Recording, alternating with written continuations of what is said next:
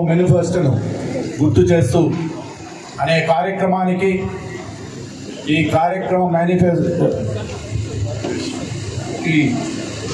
కార్యక్రమానికి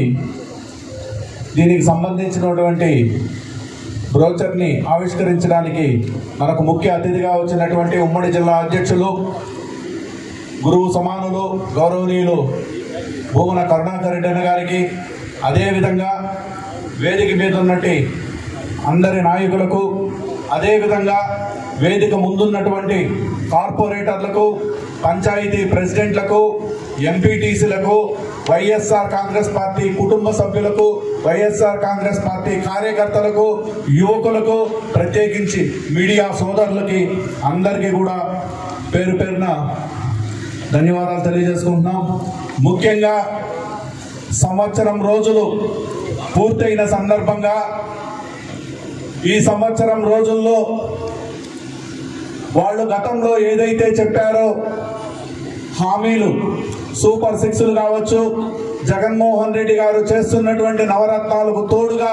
ఈ సూపర్ సిక్స్లను కూడా అమలు పరుస్తామని చెప్పి సంవత్సరం రోజుల్లో ఎవరికి కూడా తల్లికి వందనం లేదు, ఉచిత బస్సు లేదు, రైతు భరోసా లేదు, ఏ ఒక్క హామీ కూడా నెరవేర్చని విధంగా ఈ సంవత్సరం రోజుల పాలన జరిగింది. ఈ సంవత్సరం రోజుల పాలన మీద మా నాయకుడు జగన్మోహన్ రెడ్డి గారు ఎమ్మెల్యేలను, ఎంపీలను, జిల్లా అధ్యక్షులను, రీజనల్ కోఆర్డినేటర్లను, అదేవిధంగా నియోజకవర్గ సమన్వయకర్తలందరినీ రమ్మని ఒక సమావేశం నిర్వహించి ఆ సమావేశంలో ఏదైతే వాళ్ళు హామీలు ఇచ్చారో ఆ హామీలు ఏదైతే నెరవేర్చలేదో దీనంతటినీ మొట్టమొదటిగా రాష్ట్ర స్థాయిలో నేను ఓపెన్ చేస్తున్నాను. తదనంతరం జిల్లా స్థాయిలో రీజనల్ కోఆర్డినేటర్ వారి సారథ్యంలో దీన్ని ఆవిష్కరించండి. తరువాత నియోజకవర్గ స్థాయిలో జిల్లా అధ్యక్షుల ద్వారా ఆవిష్కరించండి. తదనంతరం నియోజకవర్గ సమన్వయకర్త ద్వారా మండల హెడ్ క్వార్టర్స్ లో ఈ పోస్టర్ ఆవిష్కరించి విడతల వారీగా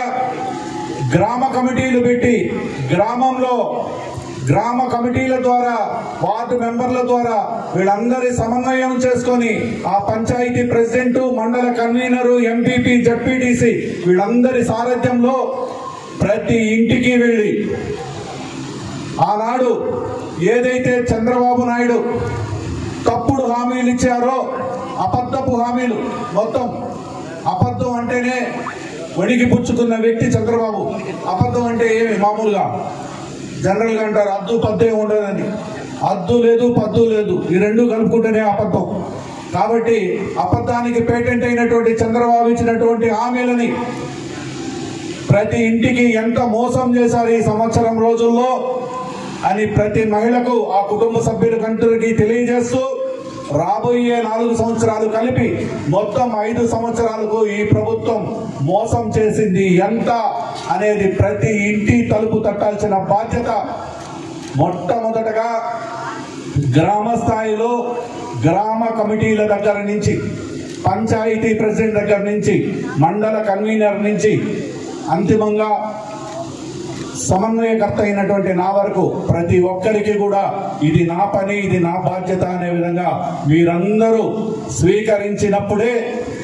మనం ఈ జిల్లాలో మొట్టమొదట అందరికంటే మనం గొప్పగా చేసుకున్నామని నిరూపించుకోగలమని కూడా మీ ద్వారా నేను మన అధ్యక్షుల వారికి హామీ ఇస్తా ఉన్నా. దేనికైనా తెగించి పోరాడేటువంటి వ్యక్తి కనుకనే మనం 11 సీట్లకు పరిమితి అయినా అధికారం కోల్పోయిన మొదటి నెలలోనే మనం ఈ ప్రభుత్వం మీద,